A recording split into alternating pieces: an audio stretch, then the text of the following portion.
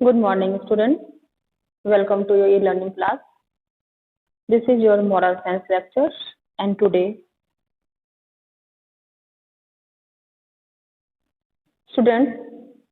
I am going to start chapter 10, that is respect your parents. Now, start the story. Our parents live for us. They do everything they can do so that we may live a comfortable and better life. But when they become old and need us, do all of us reciprocate their love and care? No, some people rather make them feel unwanted.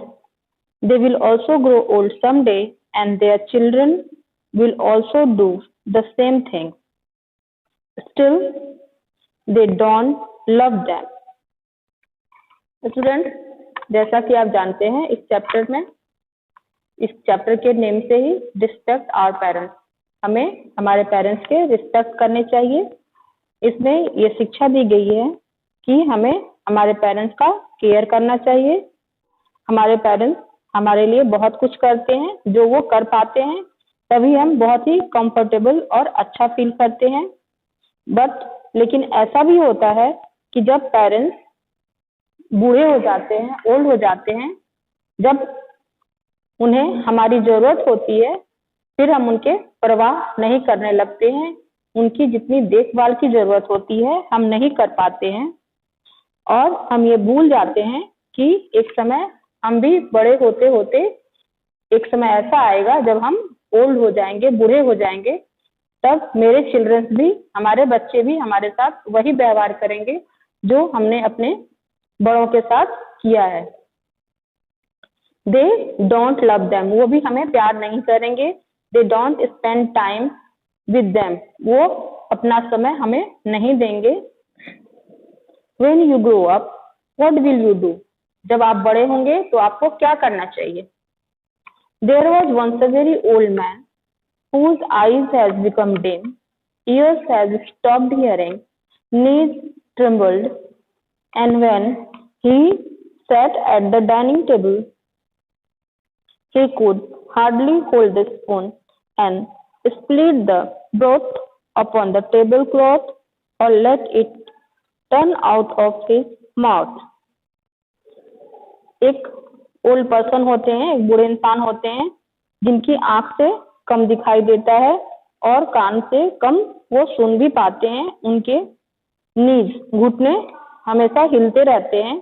And जब वो dining table पे बैठ के अपना खाना खाते हैं तो जो भी वो खाना खा रहे होते हैं वो उनकी ट्रिम्बलिंग हैंड की वजह से थोड़ा सा गिर जाता है।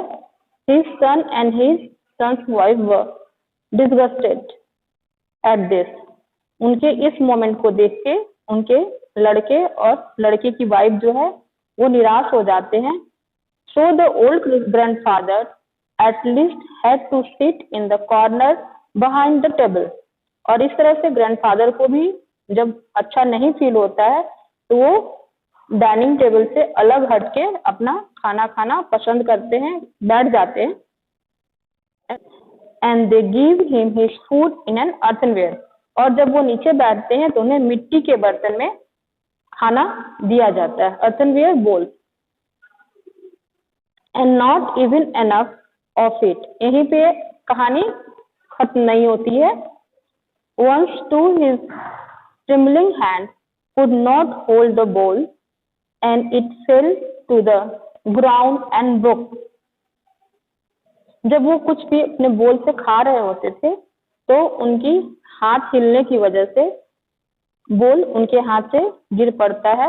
वो मिट्टी का बना होता है तो वो टूट गया। And it fell to the ground and broke, वो गिरा और टूट गया। The young wife scold him, इतने पे जो